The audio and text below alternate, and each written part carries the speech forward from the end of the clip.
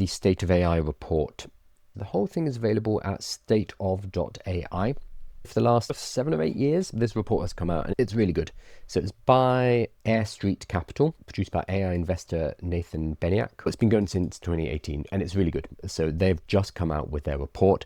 They have produced a 25-minute overview as well, and the full slide deck is available. It's a couple of 100 pages, so I'm not going to be going through all of it. You can also download it as well. But what I want to do is have a quick look at the standout topics and then point you in the direction to go and read through it yourself, because everyone's going to be interested in it for different reasons. And it is, I believe, it's several hundred slides, or normally is a couple of hundred. A couple of key takeaways here. OpenAI retain their lead, a narrow lead at the frontier, but competition has intensified as Meta relinquishes the mantle to China's DeepSeek, Qwen and Kimi, close the gap on reasoning and coding task, establishing China as a credible number 2.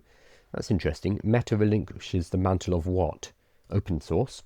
So Meta used to be the only kind of open source game in town, especially in the West. That is no longer the case. Most open source has now moved to China. So DeepSeek, Qwen and Kimi.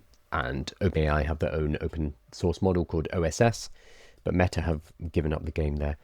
So yeah, OpenAI still at the front, but a diminishing lead, which I think is fair because we are seeing across the board, all of the models are getting very good, extremely good, and increasingly it's a marginal gain between each model. Reasoning defined the year. Yes, it did. I forget that we haven't had reasoning models for that long. As Frontier Labs combined reinforcement learning rubric-based rewards, which causes problems that we've talked about before, and verifiable reasoning with novel environments to create models that can plan, reflect, self-correct, and work over increasingly long time horizons. So this has been a big push. A lot of the news has been about OpenAI and Gemini and various models passing things like the International Collegiate Math Competition, ICMC, and getting gold medals in the International Math Olympiads, etc. That is based on reasoning models, which has been a big push over the last year or so. Prior to that, we didn't have such good reasoning models. When was O3 released? O3 was released in 2025. Very, very fast. So we've only had O3 for 6 months or so. AI has become a scientific collaborators with systems like DeepMind's co-scientists and Stanford's virtual lab, autonomously generating, testing and validating hypotheses. In biology, Profluent's Progen 3, that one, showed the scaling laws now apply to proteins too. So this is, every time I see a scientific breakthrough on the BBC or whatever, mainstream media, it's always interesting to click through and see what role AI had. And it's the norm now. AI is being deployed into so many different scientific endeavors. Just being able to run a lot of tests extremely quickly changes the game. As we're moving forward with world models, which is said to be the next kind of paradigm that we're going to be moving into, that's going to increase because we're going to be able to potentially simulate physics, simulate real world experiments. So watch this space. I think next year when we're looking at this report, it's going to be about world models. Structured reasoning entered the physical world through chain of action planning as embodied AI systems, robotics basically, such as A12's Moral Act and Google's Gemini Robotics 1.5 began to reason step by step before acting. Commercial traction, here we go, 44% of US businesses now pay for AI tools, probably ChatGPT, up from 5% in 2023. Okay, so it's gone up a huge amount. So it was 5% were using it in 2023, we're paying for it. And now it's 44%, so that is a massive increase, with average contracts reaching about $500,000. So it's not just buying stuff for ChatGPT, it sounds like it's more than that. And AI-first startups grew 1.5 times faster than peers. What else? The industrial era of AI has begun. Multi-gigawatt data centers like Stargate signal a new wave of compute infrastructure backed by sovereign funds such as US, UAE, they entered the game as well, and China, with power supply emerging as a new constraint, which is why people are looking to China to push forward because they've managed to get cheap, clean energy and sustainable energy in a way that most of the rest of the world has not managed. And then AI politics hardened further. The US leaned into the America First AI. That was Trump's AI. What's it called? What's it called? That it wasn't the AI Act. Oh, Artificial Intelligence for the American People.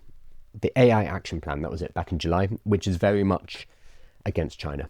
So it's like, we need to take this seriously. This is now a strategically important technology and we need to put a lot of money and a lot of resources into making sure we're ahead of China. America first AI.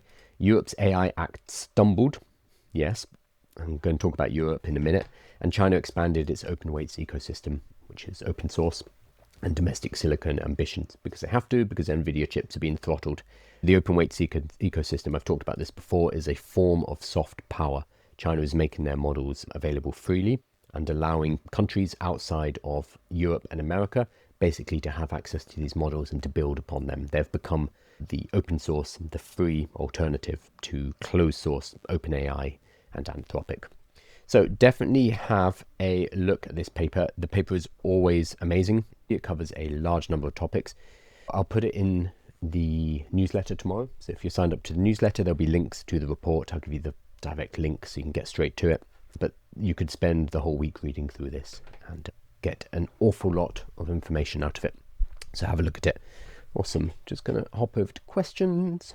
If you're trying to get a code, go to aiwithkyle.com. It's my website. Go to the bottom and in resources, there is a Sora code guide, and that will walk you through a whole bunch of different ways to get a code.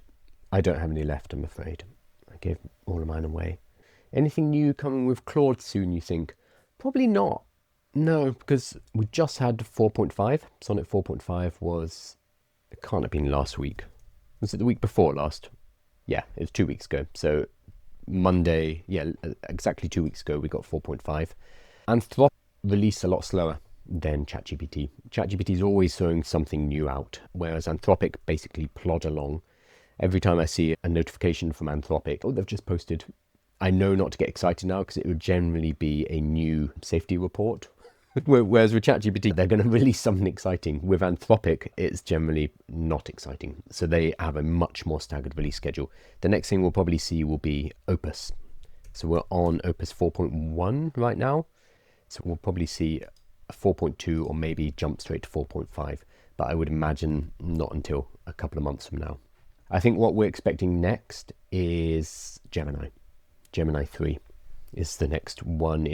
You've probably seen that meme of the cycle. If we go from OpenAI to Gemini to Google to Grok to Anthropic, and there's always like the new best model, and it's the best model for 2 weeks before something else new comes out.